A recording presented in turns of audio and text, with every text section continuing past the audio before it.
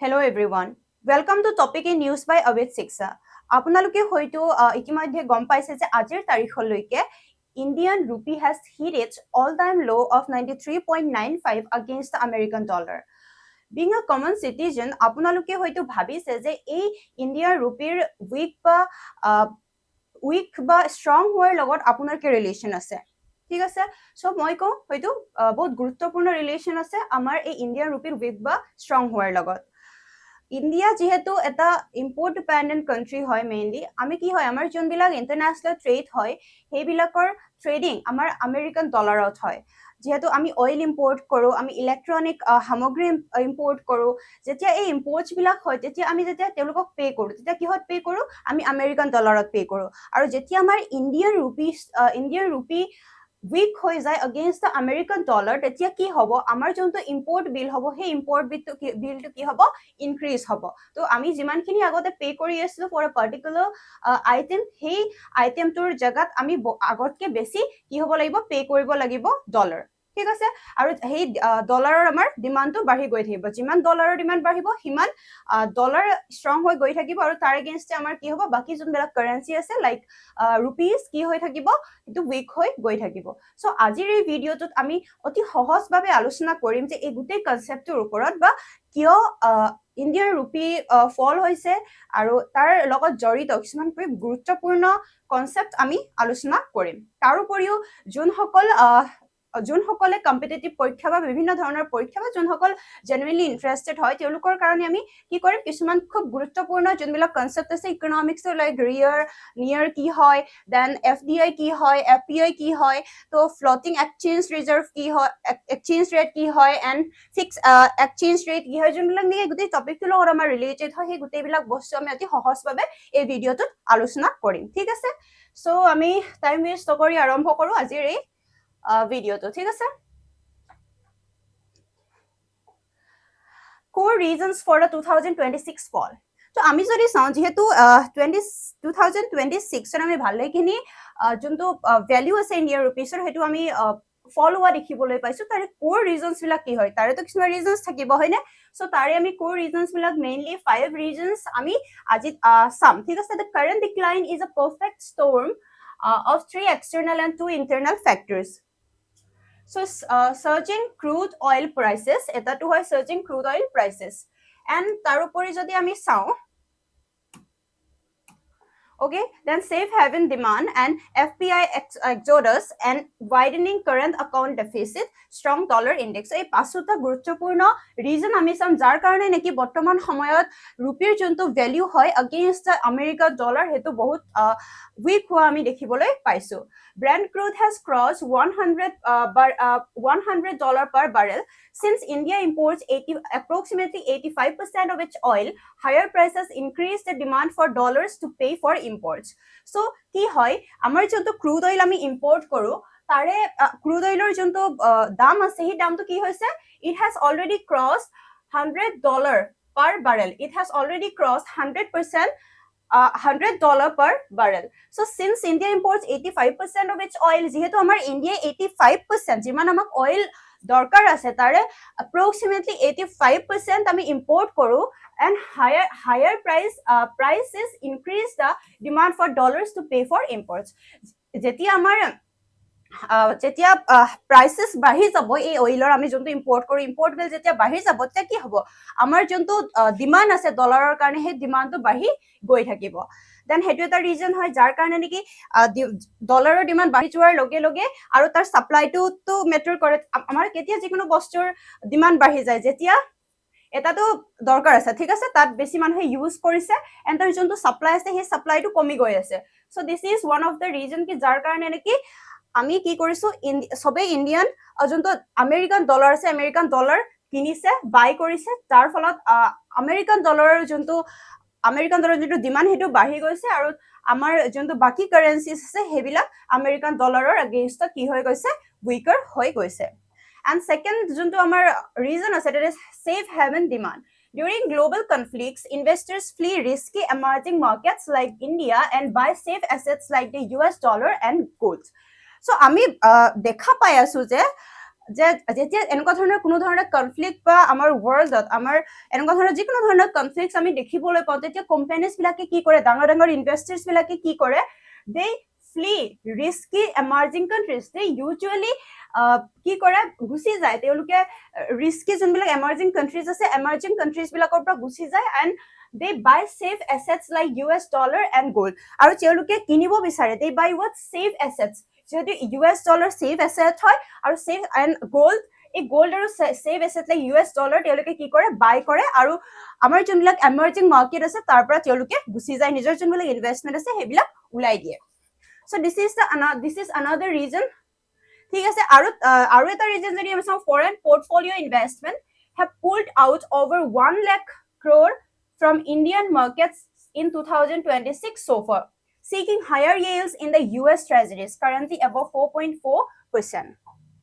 So, আমি যদি চাওঁ যে portfolio investors, ঠিক আছে foreign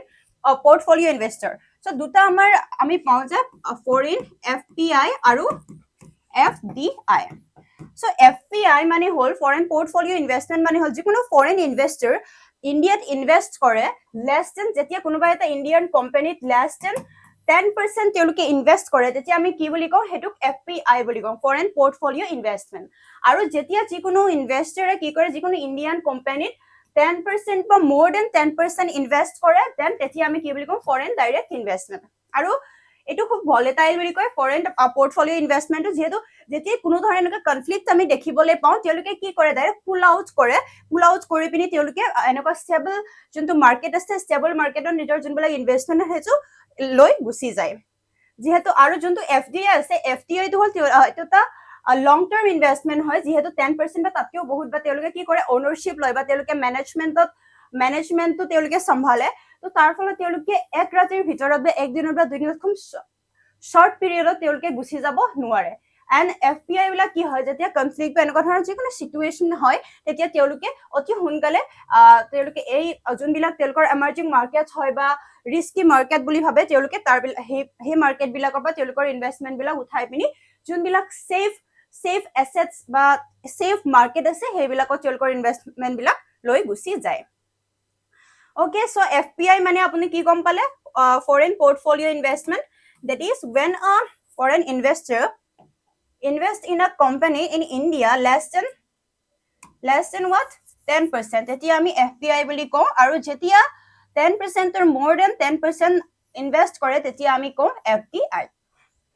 So what we have seen is during the global conflicts investor flee risky emerging market এটোটো আমি কলো হয় না তেওঁলোকে যোনবিলাক risky emerging market আছে সেইবিলাকৰ পৰা pull out কৰি পিনি buy safe assets like the US dollar and gold then third to যদি আমি চাওঁ FPI exodus foreign portfolio investors FPIs have pulled out over 1 lakh crore from Indian markets in 2026 so far ইয়াৰ লগত আমি ইয়াৰ ৰিলেচনটো দেখিবলৈ পাওঁ আমি in last 1 year বা আমি যদি চাওঁ 2026 যিমান এতিয়ালৈকে গ'ল তো আমি তাতে দেখা পাওঁ যে যোনবিলাক FPIs আছিলে ফৰেন পৰ্টফলিঅ ইনভেষ্টৰ্ছ আছিলে have pulled out over 1 lakh crore from Indian market আমাৰ ইণ্ডিয়ান মাৰ্কেটৰ পৰা প্ৰায় 1 crore কি কৈছে lakh 1 lakh crore তেওঁলোকে pull out কৰিছে seeking higher yield in US treasuries আৰু সেইবিলাক তেওঁলোকে কি কৰিছে they are seeking higher yields in the US treasuries currently above 4.4% যেহেতু আমেৰিকাৰ যোনটো ৰিজাৰ্ভ আছে তেওঁলোকৰ যোনটো চেন্ট্ৰেল বেংক আছে আমেৰিকাৰ যোনটো ফেডাৰেল ৰিজাৰ্ভ আছে তেওঁলোকে কি কৰে তেওঁলোকৰ যোনবিলাক ইন্টাৰেষ্ট ৰেট আছে সেই ইন্টাৰেষ্ট ৰেটটো বহুত হাই হয় আমাৰ তুলনাত সো কি কৰে তেওঁলোকৰ ভ্যালু যোনবিলাক তেওঁলোকৰ কাৰেন্সিৰ ভ্যালু বেছি আৰু তেওঁলোকৰ ইন্টাৰেষ্টও বেছি সো এনেকুৱা এটা কনফ্লিক্টছৰ টাইমত যোনবিলাক ইনভেষ্টৰ্ছ তেওঁলোকে কি কৰে যে তেওঁলোকৰ যোনবিলাক ইনভেষ্টমেন্ট আছে সেইবিলাক কি কৰিব বিচাৰে এনেকুৱা এটা সেফ মাৰ্কেটত তেওঁলোকে ইনভেষ্ট কৰিব বিচাৰে ফৰ higher yields ঠিক আছে যেহেতু কারেন্টলি যদি আমেরিকার কারেন্ট আমি ইন্টারেস্ট রেটটো যদি চাও that is above 4.4% আৰু আমি লাস্ট কেমা মানৰ পৰা যদি আমি চাও এতিয়াৰ সময়লৈকে 2026 প্ৰায় 1 lakh crore ইনভেষ্টমেন্ট আমাৰ ইন্ডিয়ান মাৰ্কেটৰ পৰা গুচি গৈছে ঠিক আছে And our next topic is widening current account deficit. The massive import bill for oil and electronics is exceeding export earnings. So I'm just saying the massive import bill for oil and electronic is exceeding export earnings. So আমি যদি চাওঁ কি হৈছে current account deficit মানে কি হয় যেতিয়া আমাৰ এক্সপোৰ্ট আৰু ইম্পৰ্টৰ মাজৰ যোনটো বিলৰ মাজৰ যোনটো ডিফাৰেন্স আছে সেই ডিফাৰেন্সটো যেতিয়া বেছি হৈ গৈ থাকে সেই ডেফিচিটটো আমি কি বুলি কওঁ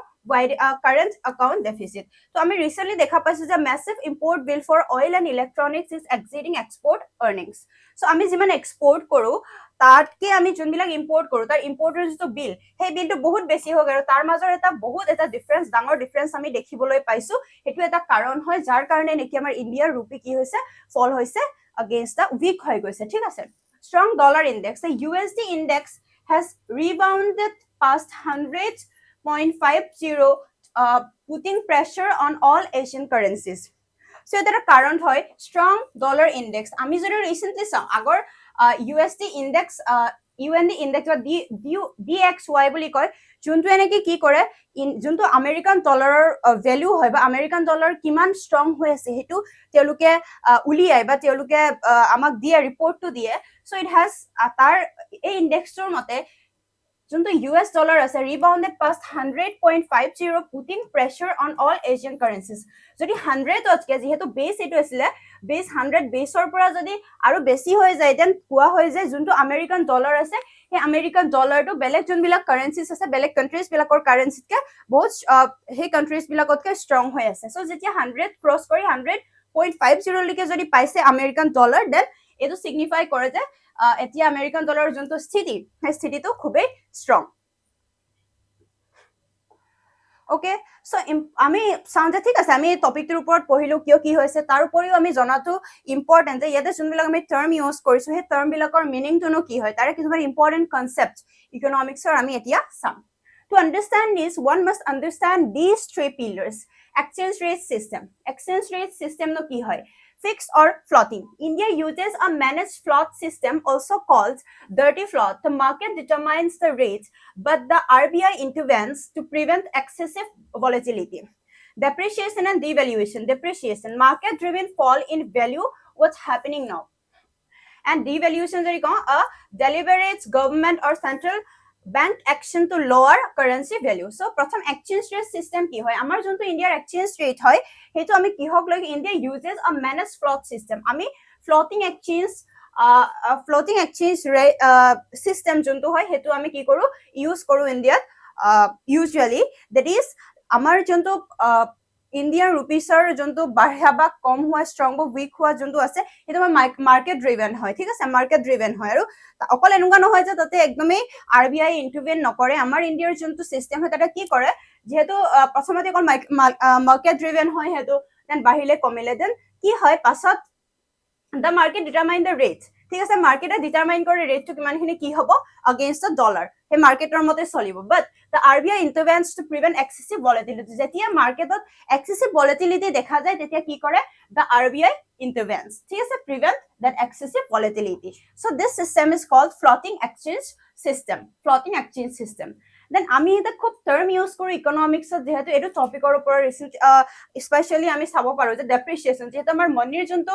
ভ্যালু আমাৰ ইণ্ডিয়ান ৰুপিৰ যোনটো ভ্যালু হেতু ডেপ্ৰিসিয়েট কৰিছে ঠিক আছে ডেপ্ৰিসিয়েট মানে কি ডেপ্ৰিসিয়েশন মানে কি ডেপ্ৰিসিয়েশন মানে হল market driven fall in value what's happening now depreciation মানে হল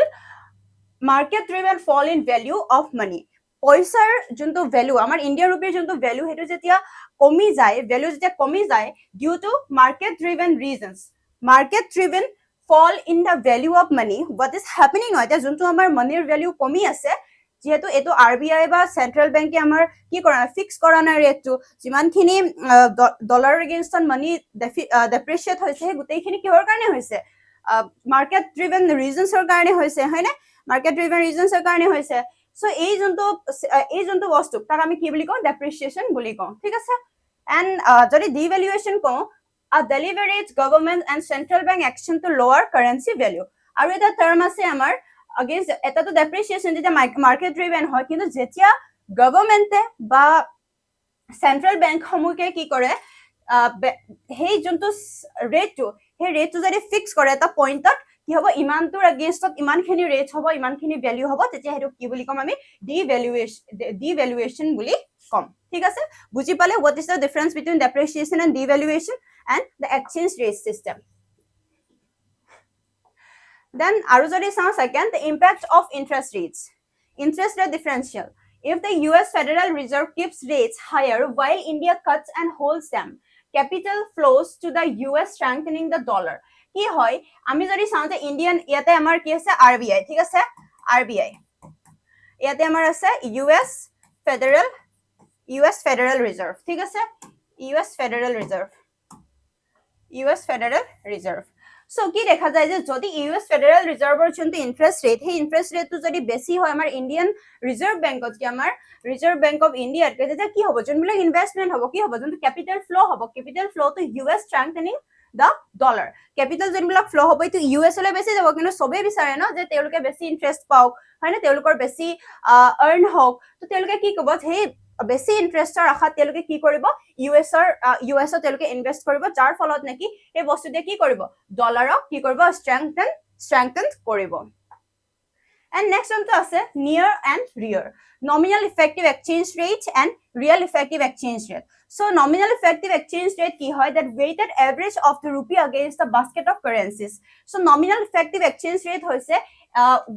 it weighted কি কৰে এটো near কি কৰে weighted average of the rupee against a basket of currencies সি আমাক কয় যে যোনটো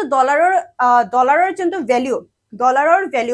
বাকি যোনবিলাক strong currencies আছে especially the basket of 6 currencies এই 6 currencies are against বৰ্তমান সময়ত যোনটো ডলাৰৰ ভ্যালু আছে সেই ভ্যালুটো মার্কেটত কিমান হৈ আছে and যদি real effective exchange rate চাও ই আমাক দিয়ে near adjusted for the inflation আমি যদি চাও nearত কি হয় just হে ডিফারেন্স তো ভ্যালু তো আমাক কয় কিন্তু রিয়েলে কি কৰে কিন্তু ৰিয়াৰে কি কৰে ৰিয়েল ইফেক্টিভ এক্সচেঞ্জ ৰেটে নিয়াৰৰ যোনটো আমাক ভ্যালু কয় যে ইমানখিনি বেছি ইমানখিনি কম হৈছে যদি হে বস্তুটো ব্যালেন্স না থাকে হে বস্তু কি কৰে it adjust and it tells us the rupee is truly undervalued or overvalued so real effective exchange rate কি কৰে যে ঠিক আছে যদি রিয়ারে কয় যে ঠিক আছে বাকি যোনবিলাক কারেন্সিস আছে সেই কারেন্সিস বিলাকতকে 6 বা ইমানখিনি স্ট্রং হয় কি হয় আমেরিকান ডলার স্ট্রং হয় কিন্তু কি কব রিয়ারে যে ঠিক আছে যে আমাৰ এক্সচেঞ্জ ৰেটটো $1 এগেইনস্টে যদি $1 এগেইনস্টে 60 रुपीस হয় বাকি ঠিক আছে সো আমাৰ ইন্ডিয়াত বা বেলেগ এটা কান্ট্ৰিত যদি এটা বস্তুৰ দাম কি হয় এটা বস্তুৰ যিকোনো এটা বিস্কুটৰ পেকেটৰ দাম 60 रुपीस ঠিক আছে 30 rupees যিকোনো বিস্কুটৰ দাম 30 rupees ঠিক আছে দেন তেতিয়া কি দিব লাগিব আমেরিকান ডলার যাৰ ওচৰত আছে তেও অকল 1 আমেৰিকান ডলাৰ দিব লাগিব ঠিক আছে কিন্তু যদি সেই বস্তুটো আমাৰ এই তেতিয়া কি হ'ব দুটা বিস্কুটৰ পেকেটৰ কাৰণে তেও অকল 1 আমেৰিকান ডলাৰ দিব লাগিব কিন্তু আমাৰ কি হয় আমাৰ যদি এই বস্তুৰ দামটো কোনোবা এটা কান্ট্ৰি যদি বস্তুৰ দামটো এবিলা 30 জায়গাত কিমান হল 80 rupees হল 80 rupees হল তেও $1 বেছি দিব লাগিব নে এক পেকেট বা দুই পেকেটটো পাব কাৰণে কিমান দিব লাগিব $1 বেছি দিব লাগিব $2 বেছি দিব লাগিব সো তথাপিও আমাৰ কি হয় এক্সচেঞ্জ ৰেটটো সমানেই আছে ইয়াতো বহা কমা একো নাই বাট যোনটো ভ্যালু আছে সেই ভ্যালুটো সেই কান্ট্রিত যদি যায় তেতিয়া কি হৈ যাব সেই ভ্যালুটো তেওঁৰ কমি যাব so it tells us if the rupee is truly undervalued or overvalued এই বস্তুটো কোনে কয় আমাক রিয়েল ইফেক্টিভ এক্সচেঞ্জ ৰেটে কয় Okay, so next jodi sao ami the RBI's intervention strategy. So moi je kolu je RBI intervene kore. So RBI kene dhorone intervene kore etu je ekhinit iman khini besi volatility hoise marketot. So tar pisot RBI kene dhoroner decision lay kene dhoronor steps loy. Thik ase? So RBI does not target a specific level like 90 or 94 but focuses on orderly movement. So directly target nokore RBI hepini but orderly manner ki kore intervene kore so forex reserve utilization যেহেতু আপোনালোকৰ যদি অলপ কিছুমানে হয়তো বহুতে জানে যে RBI ৰ ওচৰত আমাৰ কি আছে forex reserve আছে এই forex reserve টো কি কৰে ইউটিলাইজ কৰে হেতু টাইমত RBI sells dollars from its reserves to soak up excess rupee liquidity যেহেতু মই কলো যে যেতিয়া ডলাৰৰ ডলাৰৰ বহুত ডিমান্ড বাঢ়ি যায় তেতিয়া সাপ্লাইটো যদি কমি যায় তে কি হ'ব তাৰ যোনটো ভ্যালু সেই ভ্যালুটো বাঢ়ি যাব যিকোনো বস্তুৰ যদি সাপ্লাই কম আৰু ডিমান্ড যদি বাঢ়ি যায় এই বস্তুটোৰ কি হ'ব ভ্যালু বাঢ়ি যাব ঠিক একেদৰে যেতিয়া মাৰ্কেটত ডলাৰৰ ডিমান্ড বাঢ়ি যায় আৰু ইয়াৰ যোনটো সাপ্লাই হেতু কমি যায় তেতিয়া কি হ'ব হে ডলাৰৰ যোনটো ভ্যালু হেতু বাঢ়ি গৈ থাকিব আৰু তাৰ এগেইনষ্ট আমাৰ যোনটো ইণ্ডিয়ান ৰুপি আছে হেতু কমি গৈ থাকিব তেতিয়া কি কৰিব ৰিজাৰ্ভ বেংকে ইন্টাৰভেন কৰিব and RBI will sell dollar from its reserve RBI যোনখিনি ফৰেক্স ৰিজাৰ্ভ আছে তাৰ পৰা তেওঁলোকে ডলাৰ সেল কৰিব to soak up excess rupee liquidity আৰু যোনটো excess rupee liquidity হৈছে যোনটো বজাৰত মাৰ্কেটত বেছি পইচা ইণ্ডিয়ান ৰুপিৰ চলাচল হৈ আছে হেতু কমাব কাৰণে কি কৰিব ডলাৰ সেল কৰি পিনি তেওঁলোকে কি কৰিব ইণ্ডিয়ান ৰুপিটো লিকুইডিটিটো কমাবলৈ চেষ্টা কৰিব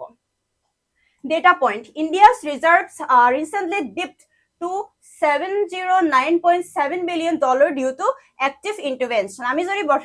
বৰ্তমান সময়লৈকে চাওঁ ইণ্ডিয়াৰ যোনটো ৰিজাৰ্ভ সেই ৰিজাৰ্ভটো ফৰেষ্ট ৰিজাৰ্ভটো ডিপ হৈছে to $709.7 billion due to active intervention monetary policy the MPC অৰ্থাৎ monetary policy committee may hold interest rates higher than expected to prevent further capital flight even if domestic growth needs a cut ঠিক আছে so এনেকুৱা এটা সিচুৱেচনো আহিব পাৰে যত নেকি monetary policy committee যোনে নেকি আমাৰ যোনবিলাক ইন্টাৰেষ্ট ৰেট হেতু ফিক্স কৰে তেওঁলোকে কি কৰিব they will hold interest rates at higher than the expected যিমানখিনি এক্সপেক্ট কৰা হয় বা যিমানখিনি হ'ব লাগে তাতকৈ হয়তো বেছিকেও তেওঁলোকে ইন্টাৰেষ্ট ৰেটটো দিব পাৰে to prevent further capital flight even if domestic growth needs a cut Model situation directives to bank to avoid speculative trading in the currency market আৰু এটা মডেল সিচুৱেচন হয় বেংকৰ ফালৰ পৰা যে directive to bank to avoid speculative trading in the currency market আৰু bank বিলাকক directive দিয়া হয় যে যোনবিলাক স্পেকুলেটিভ ট্ৰেডিং আছে সেইবিলাক নকৰিব কাৰণে কি হয় তাতে যে মানুহৰ মাজত এনেকুৱা ধৰণৰ আফৱা থাকে না তেওঁলোকে ফেলাব পাৰে যে আহি থকা টাইম বিলাকত ডলাৰৰ বহুত ডলাৰ আৰু ইণ্ডিয়ান ৰুপিৰ মাজত বহুত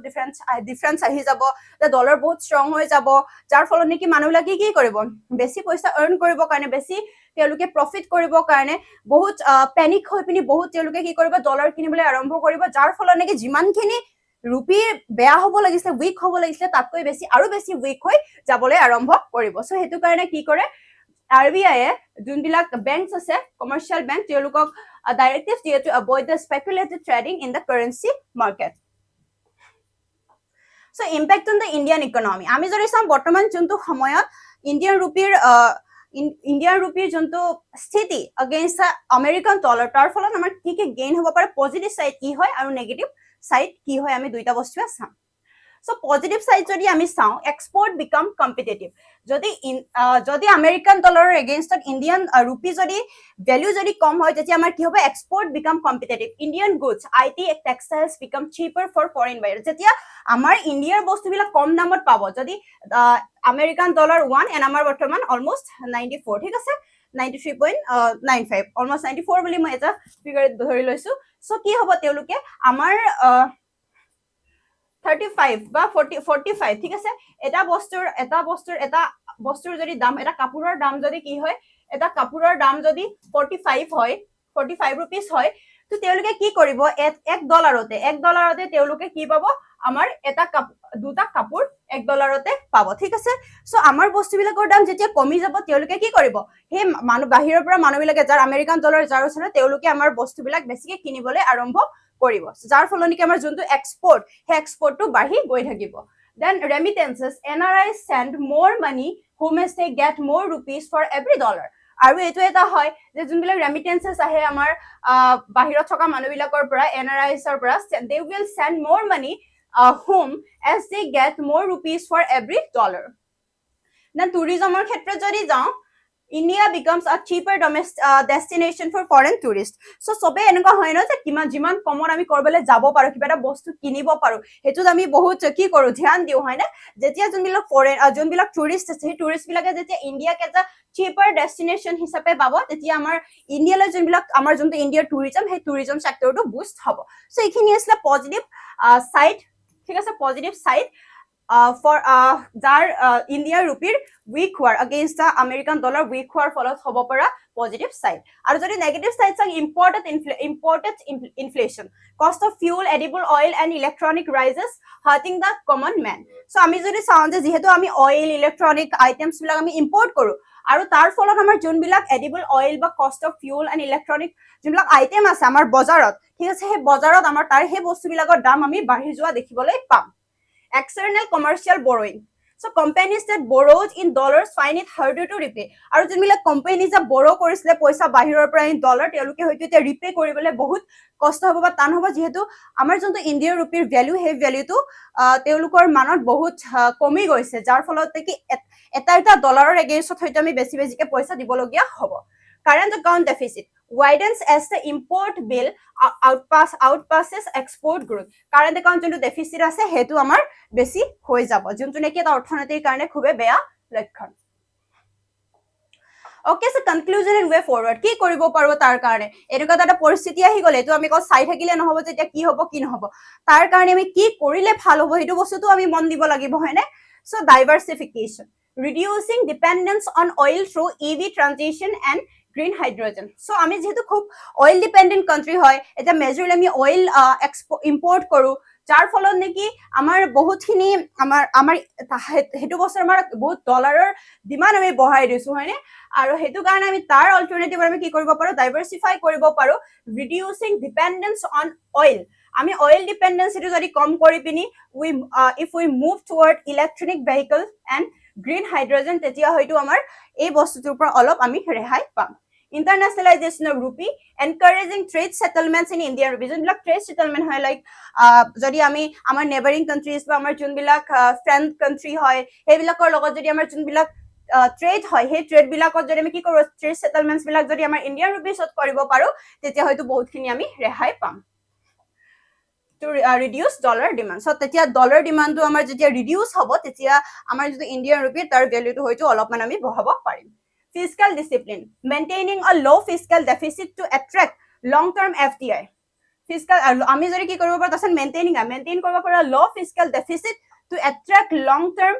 FDI